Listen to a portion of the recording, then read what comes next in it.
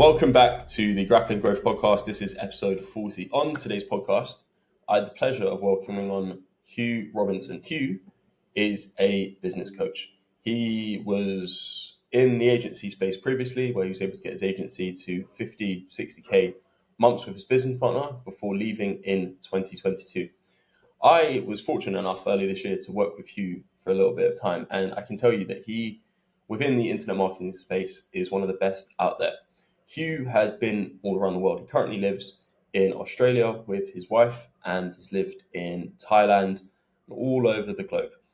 In this podcast, we delve into how you would be able to start and scale your coaching business to $20,000 per month, how and where Hugh's deep-rooted sense for purpose has come from, his relationships with people, and essentially why he does what he does. This was a deep podcast. We go into a lot of nuances, and I'm sure you'll enjoy it. Thank you so much for tuning into the podcast. If you enjoy this, then share with a friend.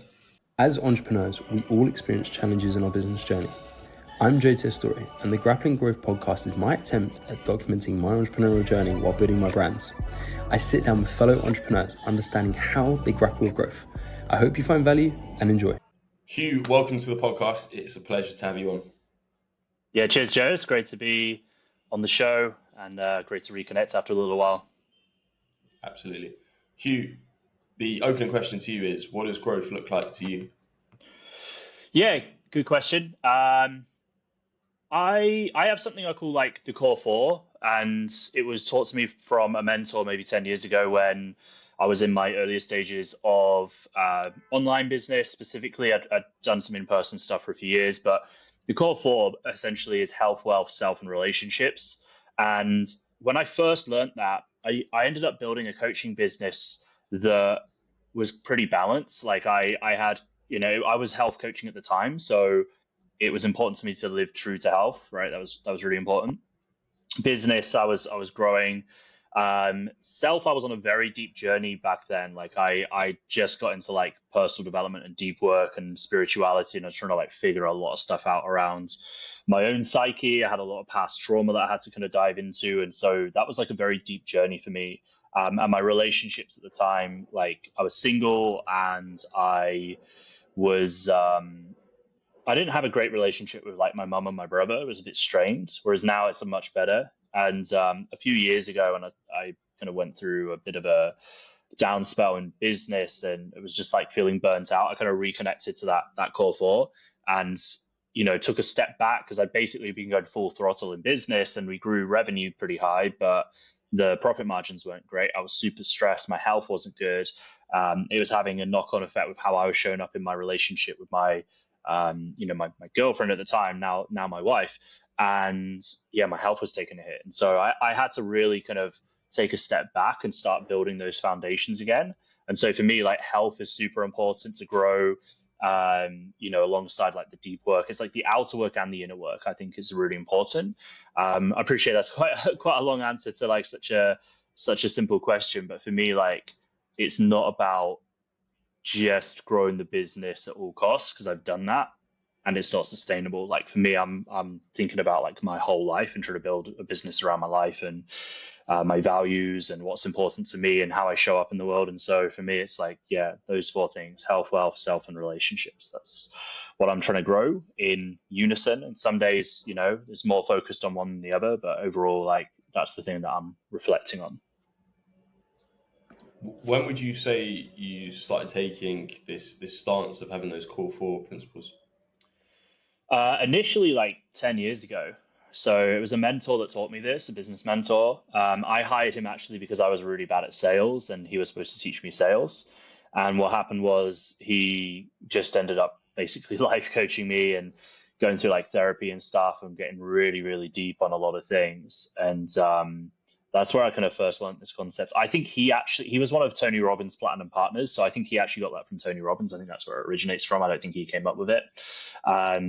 But it's something I lived by for a few years. And then I kind of just forgot about it. I got really busy when I worked for another company and then started an agency like 6-7 years ago. And yeah, I kind of let it like go under the carpet. I brushed it under the carpet a bit, and I just kind of focused on business and and kind of forgot about that other stuff. Like, I mean, health and relationships is always there. Like, that's fundamental. And I've been in a long-term relationship for nearly 7 years now, but it's, yeah, I'd say 2 years ago, like the end of 2022 is when I walked away from my last business. It was a partnership, and we'd grown an agency, and I was just like completely burnt out.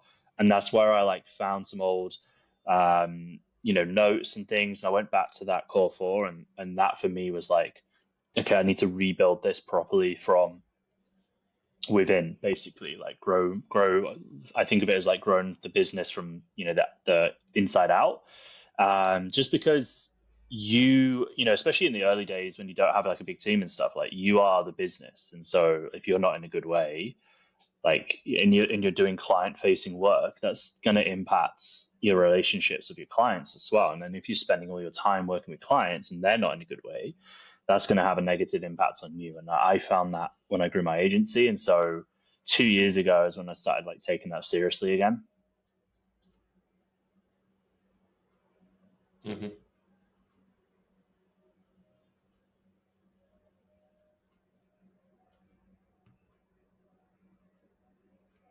So, I think we've got a little delay. Yeah. Okay. Yeah. Can you hear me okay? Actually, that's I can now. Can you hear me all good? Yeah. Yeah. All good. Okay. There's a delay of about 2 seconds. So. Got you. Cool. Okay. All right. You get to continue. Just have to work. Yeah. All good. All good. Okay. Cool.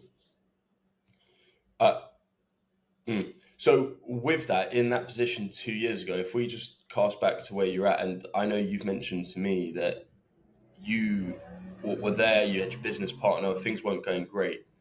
Looking at the internal, what were the first things that you worked on? So start of 2023, I had savings, but I basically, when I walked away from that partnership, I walked away and I had a couple of clients, but then they basically didn't continue with me anyway. So I made like nothing in the first couple of months of 2023. March 2023, I signed a client that kind of just paid me enough to pay the bills, and it wasn't super high stress. So I was like, okay, I've got that client. I'm not going to push for anything right now. I'm just going to focus on like fulfilling the client and then work on my health. And I kind of went at it from like a multifaceted approach. So building, I mean, physically anyway, I built some routines. So both evening and morning routines where I started meditating again, journaling, got back into like a regular cycle with the gym and started swimming, and that was really good for my health, and just getting outdoors a lot more. So I went from like being basically behind my laptop all day every day, and especially during like when it was light, like I would just always be behind my laptop, to spending a lot more, like a huge periods of the time actually just outside. And I still do that now. Like I generally work in the morning and then late afternoons, and I have like a massive block in the day where I'll just go out and I'll walk and I'll get fresh air, whether that's with my wife or like now, like, she's working full time. So sometimes I'm just by myself, but like that was like for me, yeah, I'd say it's multifaceted. It wasn't just one thing at the time, but like health was definitely a big one because I got like pretty out of shape. By my standards, I think like, like I definitely wasn't in terrible shape, but like I knew for myself, it wasn't the standard I wanted to be at. And even just getting out of breath, like walking up a hill, I get out of breath. And I used to be like, student athlete. I used to be like very fit. I was a personal trainer. Like I had pretty high standards when it came to fitness. And so that for me was really important. So getting back into the gym, getting back swimming, like all of those things, that was really good for my physical health, which energy wise helped. But then on the spiritual side, it was diving deeper into meditation, breath work, and journaling, and those are really powerful tools. There's something as well which I learned years ago called like emotional regulation, which is like really just getting in tune with your emotions. And it's kind of like a form of meditation, I guess, but it's rather than kind of just like trying to tune out your thoughts, you're trying to tune into your body and feel where there's emotions trapped. And then that's a really powerful process because it allows you to release it.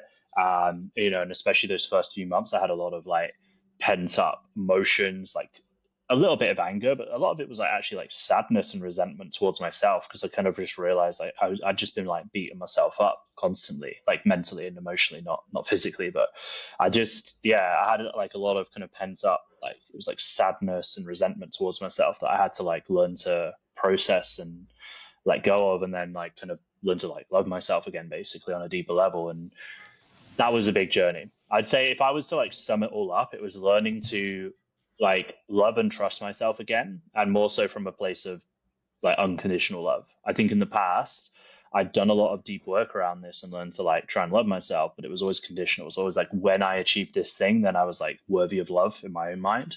And that's been a big process over the last 10 years on and off, but that was like a big thing last year. And just getting to a place where I just felt at peace was a big thing. Yeah, I mean, you've gone into so many different facets there, and I imagine that that feeling has come from something very deep rooted to its core, and that's a lot of trauma and work that you're going to have to go through, because we don't typically just come up with these feelings of not loving ourselves because business isn't going too well. It's typically something a lot more entrenched. And you mentioned elements of not having an amazing relationship with your brother and mum, and I always think that you spoke about the external and the internal, and we don't need to dive into those elements too deeply. However, and this is I think where we connected and resonated, I had a very challenging 2023, and I would say I've pretty much used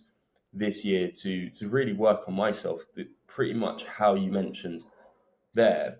And that's why when I made that point about it's really deep rooted, it doesn't just come from, oh, business isn't going too well. I would say business is the tip of the iceberg, and not having an amazing relationship with your business partner was probably just the region beast paradox moment that just pushed things over the hill, and you thought, actually, I really want to work on myself before I work on anything else. And I can see the business that you're creating right now, you look like you're in a place of abundance. So the transition to build your coaching business there is now, and I know you've done coaching before and an agency. What would you say are the core components that you've put together in this coaching business to make it so unique in how it is right now? Yeah, so I have different levels of access that I sell. So basically in the past, my first business was a B2C coaching business, right? It was like men's transformation business, grew that to six figures, like not quite multi six figures. We did like 15K a month, I think. My agency, well, when I first launched my agency, I didn't want to launch I didn't even know what an agency was. This is like 2017, 2018. I didn't even know what an agency was. I just ran ads for people. And I had a coaching program in another business partnership with a friend that also worked with me, and we both quit at the same time. We lived together. So we kind of just like fell into that. But it was like a business partnership that just didn't really make sense, because we just both did the same thing. So it wasn't like, we weren't adding equal value to the business. Like he was doing one thing, I was doing another. We were both just kind of doing the same stuff. So it just kind of seemed pointless. And at that time, I did want to do coaching, but like the coaching clients I had weren't paying much. And I had a couple of done for you like ads clients, and I was building funnels and running ads for people. And I ended up kind of getting referred some really big clients in Australia who were, doing multi seven figures, US as well, US and Australia. And I ended up basically in a partnership. It was an unofficial partnership where I was basically coming in as a media buyer, copywriter, strategist for the ad side of things, and had a relationship with another agency where I would just handle that side of things for them and just get paid, per project. And I've ended up working with them on and off the last like 7 years. So it's been, I think they paid me like about 200 grand in total. It's been very profitable. The problem I fell into was when I was like trying to like, every time the coaching started to take off, what would happen is there'd be something external that would trigger a downward spiral. So like the last big event before 2022 was COVID, right? I think it was end of 2019. I was doing like 15K a month. Things were pretty decent. Then this is when I was basically at this time, me and my now wife were living in the Netherlands for her to study her master's. It was very expensive to live there. We had a lot of overheads. I'd kind of like got us a rental that was very expensive as well because things were going pretty well. Racked up, good amount of expenses in the business. I literally just signed up to a very expensive mentorship. It was like 20 grand. And then I think literally the same week is when all the lockdowns started happening. And in the space of like 1 or 2 weeks, it was a very short period, literally every single client I had, it was like coming to the end of the month when I was expecting them all to pay again, all of them cancelled. So I'd racked up all these expenses waiting for this money to come in. And technically, although I was at like 15K a month, I just didn't account for it. It was poor like money management. So although there were external factors with the lockdowns, it really was my fault because I didn't manage my money and stuff properly. And I also just didn't have good marketing systems in place for consistency. I didn't have a brand. I didn't really have a lot going on. And so I had to rebuild again from, when that happened. And again, I just fell into agency stuff because it was easy to sell. And then that's when I ended up in the next partnership, and we kind of brought our skill sets together. And this was different to the last partnership where we both had like kind of different skill sets. So I was very much like kind of marketing and ads, and he was very much like branding. We both kind of did sales a bit. We packaged up like a really high ticket offer. It was £5,000 a month. We sold 2 clients in the first 30 days. So we grew that business to like a 6-figure run rate in the first 30 days. And we basically just hustled for like 2 years, and we grew it, but it was very much like a push and pull kind of situation. Because like sometimes we'd like think like, oh, maybe we need to be more of a branding agency and focus on that. And then it was like, maybe we need to be a marketing agency and focus on that. And for a long time in my head, it just felt like we had 2 businesses. Like the thing that we'd originally tried to create worked with those initial clients, but then as we went to market it didn't really translate into the other clients that we were signing up because they weren't anywhere near the level of those 2 initial clients that were at multi 7 figures. And that's when I started to like kind of realize like, man, like I don't want to be doing this. This is just like stressful all the time. Like dealing with clients complaining about website issues, like spelling mistakes in like their captions on their videos or whatever it is, right? There's just lots of little things. Mm-hmm. And the biggest thing was like, clients were like very rude and very demanding.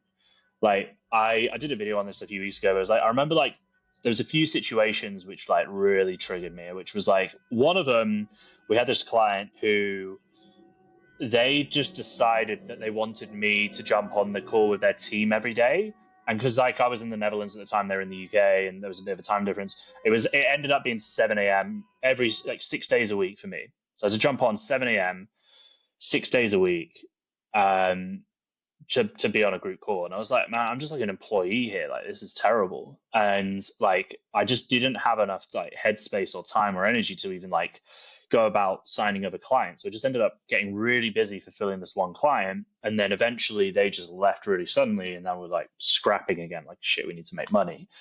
And that seems to be a recurring theme in like agency work that I've done, where I'll get really busy, stop marketing, stop signing clients.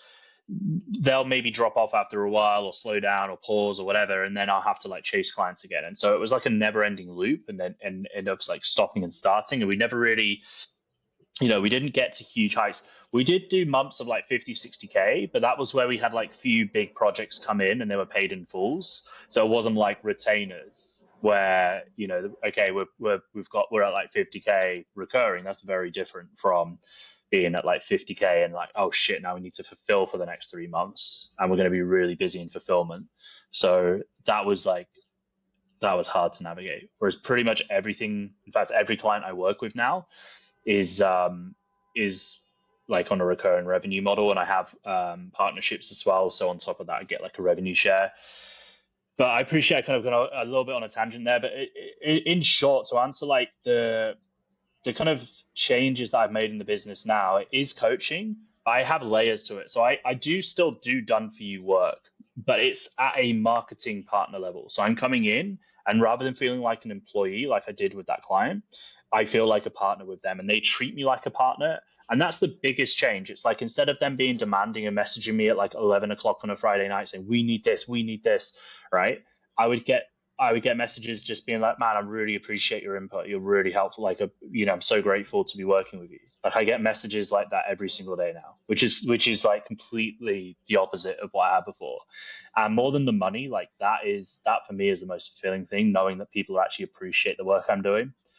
You can make all the money in the world, but when your clients it just seems like your clients just look at you as just like an expense and like a burden, even though you're doing a lot of heavy lifting in their business, then it's hard to deal with that mentally. And I think that's one of the things that stressed me out as well. Whereas now, like, I just feel good with the work I do. And so that's how it's broken down. I have growth partners right now. I have 5 growth partners or marketing partners that I work with on like a partnership level. Then I have like a one-to-one coaching offer and a kind of group coaching offer. I call it a mastermind. It's a group coaching offer. And what I'm doing basically is like the same systems throughout. It's slightly different because the partnerships I have are all at 7 figures. And they have obviously slightly different systems at that level because they're spending a lot more on ads. They've got like team and stuff, so it's a little bit different. But essentially, I'm not like, it doesn't feel like I have all these different silos in my business of doing loads of different things. It all feels like part of the same kind of system and brand and business that I'm building essentially. So hopefully that makes sense. So a question on that. You mentioned about reframing kind of an agency relationship to a partnership relationship. How, when you're talking to people, do you position that hey, this is not you tell me what to do, I execute, this is a partnership? Pretty much exactly what you said. I think I used to be so afraid of losing a deal, and I just needed the cash. I was like desperate. I like couldn't afford to lose clients either. Like once they did sign up, I'd just become a people pleaser. And there's part of this is, going back to what we were talking about before, is like part of it was the deep work that I needed to work on to actually build the confidence in myself. Like now I'm pretty fucking ruthless. Like if somebody like talks badly to me, they're cut. Like I don't stand for that anymore. Whereas in the past, I would let them just like belittle me and belittle me and belittle me until there's like no confidence left. Right. I just don't stand for that anymore. So, and I say that I don't have any clients to do that anyway. So it's not like I've had to have those conversations. But in the early days, I mean, to be honest, like it's been pretty good because I've been doing a lot more in terms of like long form content on YouTube and email and stuff, and people consume a lot of content, and then some of them are referrals. So the partners that come on are very like, they're very self-aware, but they're also very like aware of my values, and I think that's really important. So rather than just attracting a client that wants an agency service, which I typically look at as like they're coming on for one specific thing, like, hey, you're going to run my ads. Hey, you're going to do this one thing. You're just responsible for this, like this part of the business or whatever, right? Whereas like marketing and sales and client acquisition and like overall strategy, there's a lot to it. And it's like, although I'm running ads and doing other things, I'm like, sometimes I just give somebody some advice and they'll go and launch a new offer and make money instantly. And they'll tweak their business model. Or one of my clients right now is kind of like reassessing and tweaking his whole model of like who he actually wants to work with, because he just wasn't really aligned with what he was doing, and he's kind of changed that and getting more momentum now and shifting that. So yeah, I'd say that's like a big part of it. It's just like coming in with the expectation of, look, we are gonna do this, we are gonna look at ads and focus on that, but on the back end we need to look at all these other things as well, the brand, the content, like the overall model and your goals that you're trying to create. But I think just because of how people are coming in and what they're seeing from me, they understand that my values are based around freedom. I travel a lot, and I explain that to people as well. Like one thing I'm very clear on is like, look, when we come on, as even the partner clients, I'm like, we'll have calls every 2 weeks. We don't need to be on a call every week, because that tells me that we're just not implementing stuff properly. Right? Like in the past, I always do like coaching calls or like agency calls, whatever, like have a call a week, sometimes 2 calls a week, and then in that one case, like every day. And it's just too much. It just tells me that things are, well, people aren't also like, people are not, you're not able to implement that much. And especially when it comes to marketing, it's not just about like building the stuff. It's like, you need to have enough time to actually go and test and get data and feedback to change things. If you're trying to change stuff on a weekly basis, that tells me that like you're fundamentally like operating from a very reactive place. you're not doing stuff systematically. You're not looking at the data. You're not making decisions from the right mental model. So that's really important, and people respect that as well, and they're like, yeah, no, that's fine, like, because they're busy, they value their time, and so they don't want to just be jumping on the calls for the sake of it. So like, we'll jump on these calls every 2 weeks, and they're going to be strategic, and we're going to come up with like, some steps, but we're not going to be changing everything and scrapping everything every 2 weeks. Like, we're building on the strategy that we agree on, and we'll just develop that over time. So moving away slightly from business, if everything you know now and your knowledge, expertise, if you could go back and give 20-year-old Hugh one piece of advice, what would you give him? And it isn't just about business, it's just about life, navigating your 20s. When I was 20, I was still in university, so I was in my second year of uni, and when I was 20, and I was just getting drunk all the time. Like, I didn't really get into self-development until like my final year of uni, when I was like 21, 22. When I was 20 years old, I was completely lost. Like, all I cared about was getting drunk, girls, and I played hockey for university. It was like those three things. That's all I lived for. I didn't really try in my actual academics. I kind of thought that I wanted to be a strength and conditioning coach that time. I thought, like, okay, this is the thing that I'm going to do after uni. I'm going to study. I'm going to get an internship for a team, and then I'm going to do that. What I wanted to do was just travel more. But I didn't understand business or any, like, this whole world of entrepreneurship and like everything that we see now just didn't exist for me back then. Like, I didn't see any of this stuff on social media. Bear in mind, I'm 32, so this is 12 years ago, right? Like, this was 2012. So, yeah, I mean, there's a lot of things, but to be honest, though, like, the journey that I went on, it took me a while of making changes and kind of just working from the outside in. Like, first of all, I got really into fitness when I was younger. And then I was conflicted with that and like partying and getting drunk and trying to be, I was trying to become more confident and social. But what I realized is I was using alcohol to do that. And then, I had to, what I actually started doing when I became a personal trainer outside of uni is I stopped drinking and I still went on nights out. And that really built a lot of confidence. When you go on a night out and you're like teetotal and you're just completely sober, then that really tests you to start actually being confident and build real confidence. And I think that's a big part of it as well, is like, don't run from like what you're feeling. Like, I wish I'd have like discovered therapy a lot younger. I discovered the physical fitness when I was like 16, 17, when I went through like probably the hardest period of my life, when basically 2 days before I turned 17, my dad passed away, and I was already in a very bad mental state at that time. I was like really depressed, lost in life, had no direction. It's fine. I don't mind talking about this now. I've done a lot of like I have like no emotional charge when I talk about this stuff anymore, because I've done a lot of therapy around this. But like, at the time, I was failing in school. Like, everything was just fucked. And then I basically found fitness, and that was like my first experience of personal development. I didn't really think about it as personal development. I just was really into fitness. I started reading Men's Health magazine, getting like nerding out on like nutrition and training and bodybuilding and all this stuff. And so that was what gave me like the first piece of direction in life of like, okay, you've gone from I didn't even want to go to uni because I didn't know what I was going to study, to like, okay, I want to go and study sports science, because I knew I wanted to get out of this small town I was living in. I wanted to go to university. I'd seen my friends were all a year ahead of me. What town are you from? School. I'm from a town called Wetherby, which is in the north of England, technically in Leeds. It's near Leeds, York, and Harrogate. I'm originally from Bristol, but I moved there when I was like 13, and so like I kind of grew up, and most of my friends are from that area.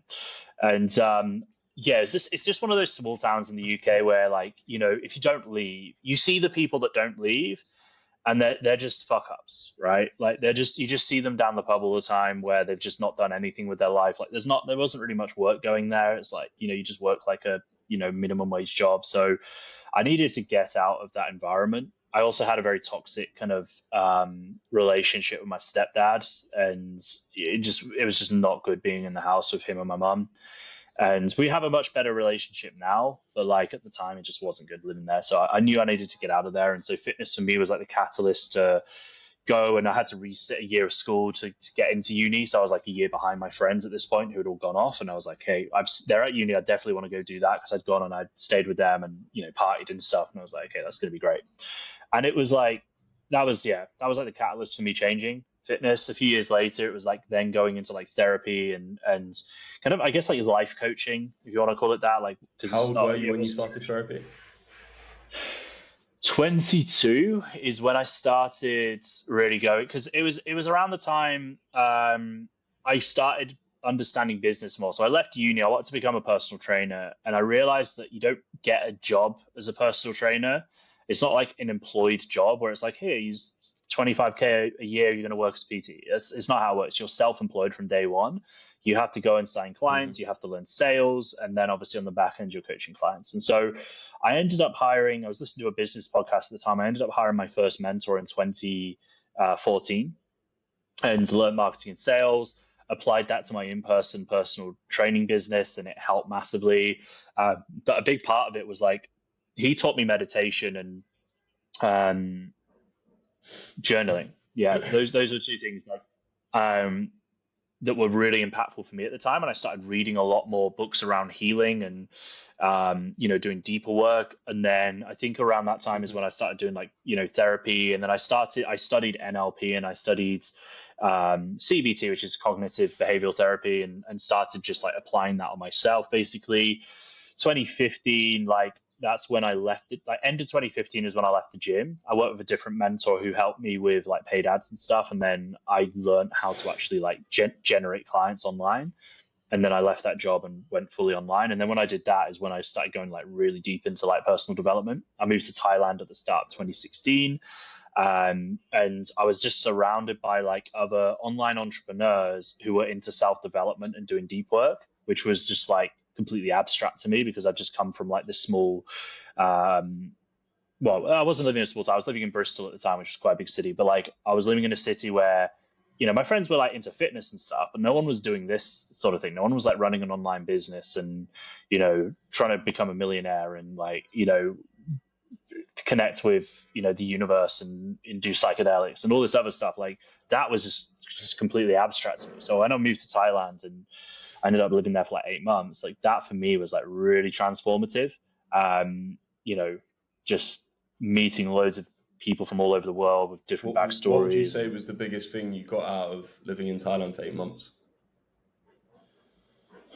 I mean, fundamentally, it's like changing your environment just makes everything. It's very, very hard to change when you're in the same environment. Like, I think even just for a short period of time, like just going somewhere new, and it doesn't have to be the other side of the world. Like, I think just changing your environment is it's an easy way to start changing things about yourself, because you're not constantly reminded about the identity that you built in your mind, which is all bullshit. But we all create this persona in our mind of who we think we are. So when you go and live on the other side of the world, surrounded by loads of different people who are inspiring, and they don't know all your backstory, you can start like stepping into the person you really want to be. And it's not like you're pretending, and it's not like you're like lying about the past, but it's like, they don't have all these like preconceptions of like, oh, you're Hugh, you're the party guy, or oh, you're the personal trainer, or oh, you're the guy who was like really socially awkward in school and like whatever. It's like none of that exists. You want to be like, to people. You're a blank slate. And so that for me was really powerful. And then I could like really just get clear on like, okay, who is it that I want to become, and start becoming that person. And and also is networking. So I'd met some entrepreneurs on my journey, but not really many successful ones. And so I started having lunches with like millionaires and stuff, and I was like, wow, this is nuts. They were just like nice, normal people, right? Like I think growing up, especially in the UK, you have this perception of what a rich person is, and you think they're an asshole, and you think they're a certain thing, and then like whatever, you have this like depiction from the media. But it's like, actually, all the millionaires I met along the way and all the rich people I've met have always been like really nice, kind, caring people who are very into spiritual and personal development. They give a lot. very generous people. And so that for me was like really good as well, because it was like, I think on a subconscious level was like giving myself permission to actually want to be successful. Because it's like, I think I wanted to make money, but there was also this conflict to me of like, oh, well, I'm also like the spiritual person that cares about people. And like, I don't want to be like, perceived as this like evil person that's just chasing money. And so seeing other people who were successful in that way was also like really, I guess, empowering.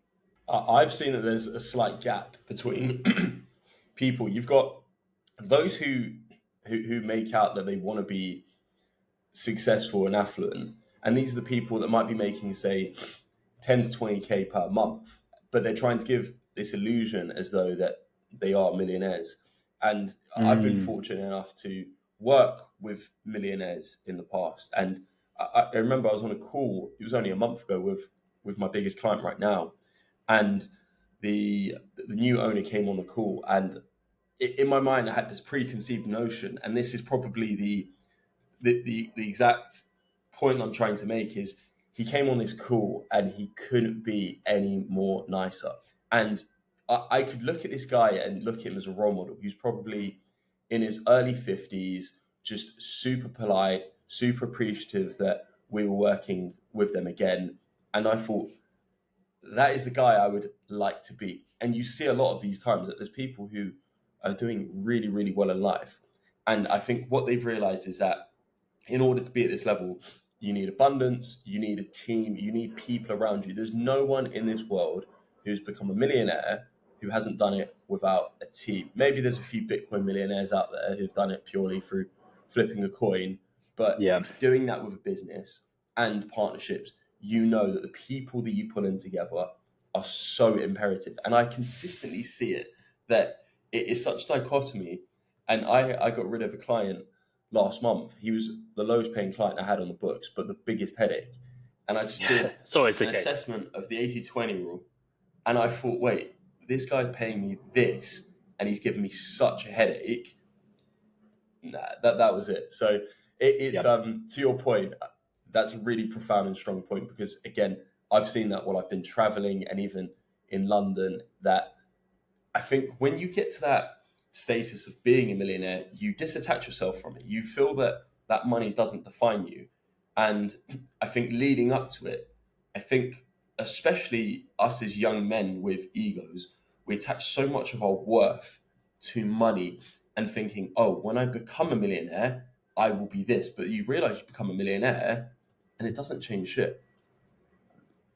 It doesn't. And I think there's kind of like two extremes, because I think about all the clients and friends that I have and have had that are millionaires. You probably wouldn't even know it looking at their social media, right? Like I have a very good friend who's also a client, who's also a mentor. Like I've known him for 7 years. We've done a lot of work together in various capacities. Like we've hung out a lot in person. Like we speak regularly. He's a good friend. Multimillionaire, like owns multiple properties. Like he doesn't even have a social media presence, right? Like he, there's nothing that like he doesn't. And when he does post online, the only other stuff he posts is like his kids. Like you don't know what car he drives. You don't know like the houses he owns. You don't know any of that stuff. Whereas you see a lot of these guys who it's almost as if the business exists for them to drive a Ferrari or a Lamborghini. So there's more Lamborghinis than Ferraris these days, but like it's like the wealth should be a byproduct of the business, and the business, succeeding as a byproduct of helping people, right? That's why businesses exist, right? To solve problems, to help people, to add value in some way, big or small, and then you get paid because of that. Whereas, like, I think especially younger guys, you see this. It's almost as if they're just chasing like a Lamborghini or a Rolex or a lifestyle, right? And flexing it all on Instagram. And it's like, that's not what business is about. And then you have these guys who are like, maybe they are millionaires, I don't know, but like they're flexing Lamborghinis and stuff, pretending to be wealthy, and then selling courses on how to do that. And they're like missing this kind of key point of like, there needs to be some actual utility to what you do, otherwise you just end up in like this. It's kind of just like a MLM scheme, right? You see like all these influencers or fake influencers online where it's like the flash and a Lamborghini is like, hey, buy my course to become rich. And then they sell a course on like how to get rich. And then it's like, yeah, I don't know. It's just not, it's not what I've actually seen. Like truly successful people who are like grounded, who are healthy, who have good, especially like most of the guys I know who are like very wealthy and very well off are married with kids, and they're pretty normal people. Do you know what I mean? Like they're not. They'll go to the shop. They'll go to the shop. They'll go to the supermarket. They'll cook dinner. Like they're not doing anything that's crazy, and they're also playing a very very long game with wealth. They're investing, and they're not looking at like all this money. They're pretty regular dudes, Yeah. and women. Right? I've got a few female clients like that as well. It's like they're not like they'll have nice holidays and they'll do nice things and they'll have a nice house, but it's like they're not doing it to flex. They're just buying the stuff that they genuinely care about, and then they're very smart with their money and investing as well. And so I'm trying to learn a lot from those guys and not be influenced by the quick money turnaround shit you see on Instagram, because that's it's not going to make you happy, and it's definitely not going to make you wealthy long term. But I find that comes down to this, that the people who turn around and all they're looking at is the external, is the flashy car, the nice house, the optimized social media profile that gives them this persona or this arc as though they've made it, they've already achieved what they've done. And I think this comes a lot from toxic masculinity. That's the first standpoint.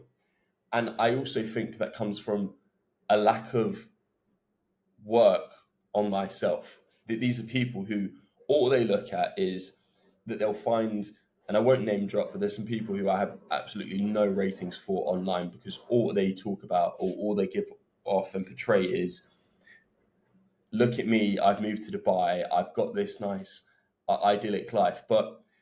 And this is something that my great uncle said to me before, and it was actually early this year. I was off traveling for 2 months, and I think I know why I went traveling. I went traveling because I was slightly lost and I needed some space for myself, by myself, similarly to what you said of, when you go away, when you go traveling, it is a blank slate. I can meet someone here, and if I want to turn around and make out I'm a Bitcoin millionaire, I could make out I'm a Bitcoin millionaire. If I equally wanted to turn around and say to someone, hey, I've been homeless for the last 3 months, then I could be just that. And that is it. I don't need to share my social media. I am Joe. And Matthew McConaughey, actually, he mentioned this. He was on Modern Wisdom with Chris Williamson last week. He said that he went to Peru for 22 days. And he said, I wasn't there as this big Hollywood actor. I was there as Matthew. And I'm Matthew, the guy who still knows how to change a tire. And he said, by the end, we formed such a good bond amongst each other. And that was it. And I think there's a lot of beauty in that. But to the point that I'm making about, and I'd say generally it's young men, is that they come with this preconceived notion, and I see this with a lot of younger guys that I coach, that they feel entitled to what they want to achieve. And there was a guy from my jiu-jitsu gym last week who I was talking to another guy, and he came by, 18 years old, said, can I join the conversation? Immediately proceeded to go on his phone, and then started asking me what I did and was asking me if I was successful or not. And I just said, define successful, because your definition, Hugh, of success and mine, I guarantee is different. And that is the same for this guy here. But all he was fixated on was money. And he said, all I know is I want to become a millionaire by the time I'm 30. And I said, if you go chasing £1 million, you will never achieve, or you will never get to having £1 million, because that is not the way how the world works. You get what you put out. And I could tell by the way how he framed everything, it wasn't as what you said about the concept of business. There was no essence of, I want to provide value for people. And I believe you can become a millionaire through doing anything. You could make these water bottles and become a millionaire. You could make iPhones, become a millionaire. You could sell coaching services and becoming a millionaire. You choose the vehicle you want to go for. And I think that aligns with passion, purpose. And I'm sure you're probably familiar with the concept of Ikigai. Yep, for sure. And that's just bringing the arc in.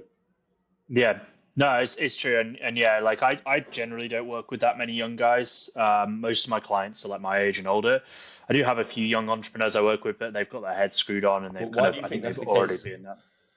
I think because of what I talk about, I literally have videos on my YouTube channel saying I don't give a fuck about Lamborghini and a Rolex. I want to live a life of purpose and actually impact people. That puts off all those young guys that are just like chasing that.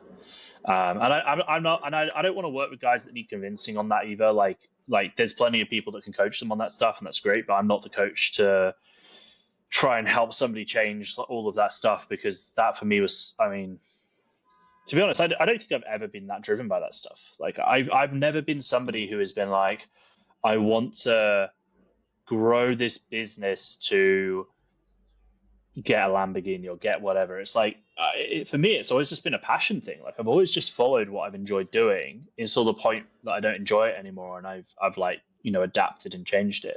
I do think along the way it becomes kind of like a game, and like for me right now, when I'm looking at business growth and I'm looking at whether it's like small metrics where it's like, you know, YouTube watch rates on videos, or like subscriber count, or like whatever, it's cash flow, like these are all just things that I can like try and influence to try and like it's almost like a game, like a video game where I'm like, okay, how can I like optimize things to increase that?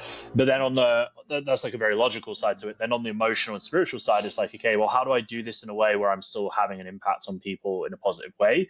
Because like I could, you know, let's say I scaled my business massively really quickly and just got loads of cash in. That might be good for my bank account, but maybe client service suffers, and then there's a bit of a lag effect there. So I'm like, I don't want clients to suffer in that way. And I think there's definitely a middle ground. And I think how I've been doing stuff, especially the last like very recently, like last 4 or 5 months, basically since I got married, like I've been very kind of systematic about what I do, and I'm not growing super fast, but I'm growing month on month, and every month is better than the last. And when I say better, I don't just mean like revenue. I just wake up feeling more and more passionate because I'm serving more people, I'm helping them, I'm getting more, you know, people saying thank you, I appreciate you, I've just got this result, I've just gone and done this, or and even like, you know, and not just about money, you know, either. Sometimes I have deep conversations with clients that helps them around different things as well, right? Like one of my clients has been running his business for like over 10 years, and I don't think anybody had ever really had like a really kind of honest conversation with him about like how he was doing things. And I just kind of like, you know, it was almost like a reality check of like, look, man, like you need to just focus, because you just keep running from one thing to the next, like you're just not doing anything consistently. And like that was like a good conversation which he really appreciated. And you know, it's things like that I just find super rewarding. But I think having those two aspects of like, you've got these like measurable things that you're trying to increase along the way and improve upon, but then you're also just like this deeper sense of fulfillment and purpose to what you do as well. Like you're still guided by that like North Star. You have a mission, you have values you live by, you have, you know, there's a higher purpose to what you do, and you're not just collecting cash for the sake of it. I would say, to your point, a lot of what I've worked on this year is that unwavering confidence in myself and bringing that into various avenues of my life. I've got a client who I've been working with now for about 1.5 years, and he had a business partner. And with him, I immediately didn't get a good vibe from this business partner. I thought he was all about the external, the look at me, I've got X car, so and so. And I had a very, and this guy's, I think he's 40, 42. So he's a good bit older than me, but he respects me. And that's what I really appreciate. So he takes on my opinion. And we spoke a few months ago, and we had a conversation about 3 weeks ago. And he mentioned to me that he stopped working with his business partner. And I just said, if you don't mind me asking, why? And he actually said, it's something you said a couple months back. And I took a lot of pride in that to an extent, not in an egotistical way, but I thought this guy I've given it to him how it is. The same way if I was talking to a friend down the pub and I thought they were doing something wrong in life, or they were making a blatant, easy mistake, I would just say, listen, man, I don't agree with this, or I don't think this is good. And I'm saying this because as a friend, I love you, I have respect for you. And equally as a client, I see what you're doing. I see that you've got this grand vision and you're working really hard, but your business partner is so far away from what you want, and that's it. And I think he slowly realized it. And even just from what he told me, the little nuances that his business partner would be going to, just to, I mean, business, as we know, if you're in a partnership, should be as transparent as possible. If you make $1, then depending, let's say if it's split 50-50, you get your 50 cents, I get my 50 cents, and that's it.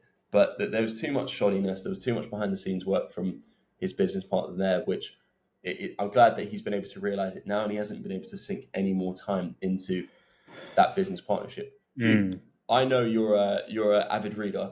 What are your top 3 business book recommendations? I would say that they're pretty generic, to be honest. But the first 2 that always come to mind is Story Brand, or I think it's called Building a Story Brand by Donald Miller. That for me is like No. Donald Miller is the author.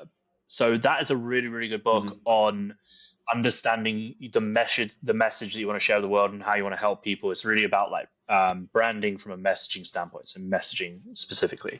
That's really good. Expert Secrets, I think, is still a very, very good book by Russell Brunson, and I recently reread it because I write a lot of VSLs, write a lot of sales copy, and so for me, like going back to Expert Secrets is a really good way. And bear in mind, this is like who I work with as well, right? Like I'm not in like e-commerce. Like I work with experts, like coaches, consultants, some agency owners. So it's people that are selling their expertise.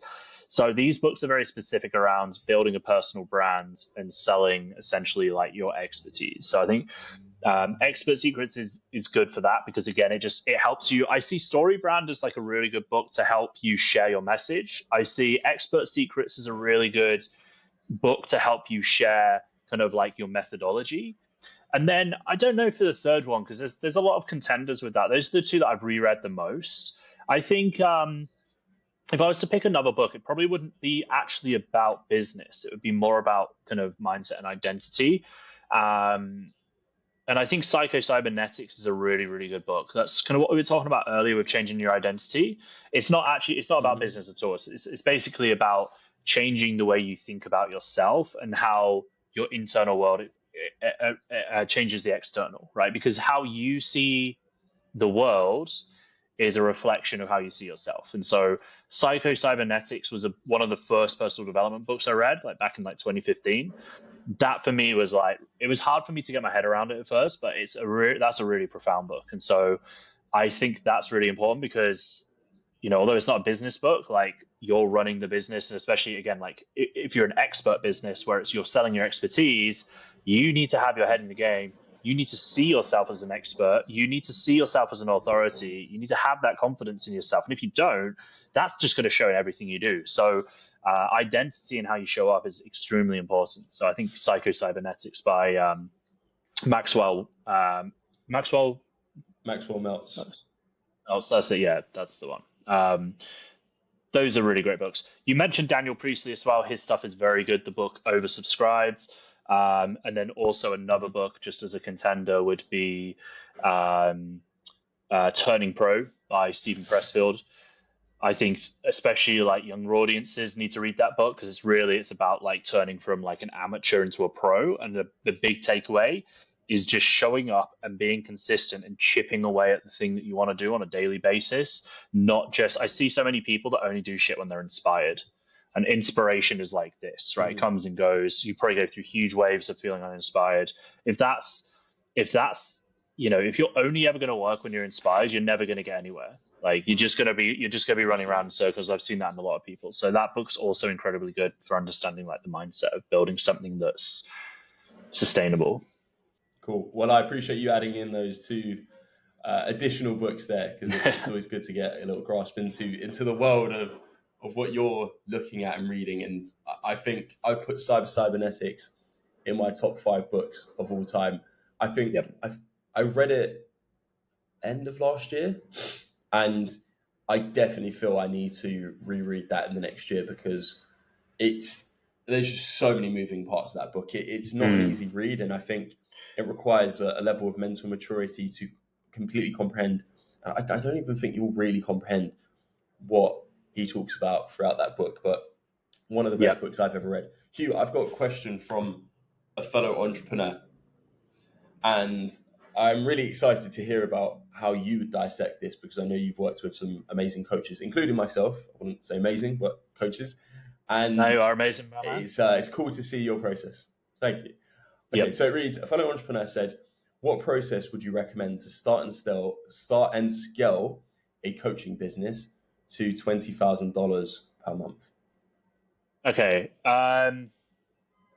Is this somebody that has like industry expertise, and are they in like what kind of coaching offer we were talking about? Because like that is going to impact the kind of advice I give here. Like, are we talking like in the business world? Okay, let's make up a hypothetical scenario, because all I had was that question. Okay. But let's use myself as a case study. Let's just go from there. Cool. Yeah, perfect. Because I used to be an agency owner. I work with a few agency owners that have launched coaching offers.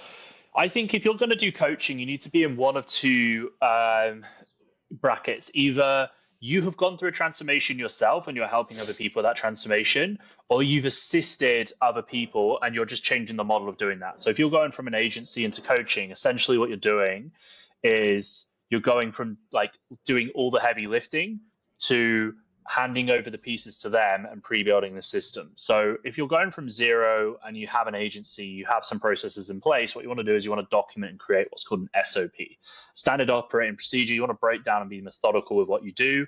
Okay, here's an onboarding process. Here is how I would take them from, this result to this result. This is like the roadmap I would take them through. Like, you're building a coaching or consulting process of like, okay, week 1, we're going to do this. Week 2, we're going to do this, and you're breaking down a roadmap. That can be anywhere from 8 weeks to 12 weeks to 16 weeks. I think 16 weeks is a good initial time frame to work with someone. So if you say, okay, I'm going to create a 16-week offer, and it's going to be geared around helping this market, create this system, right? You're going to plug a system into a business, and then you're going to coach them around how to use it. Let's say, for example, it's Go High Level, and you're working with dentists, right?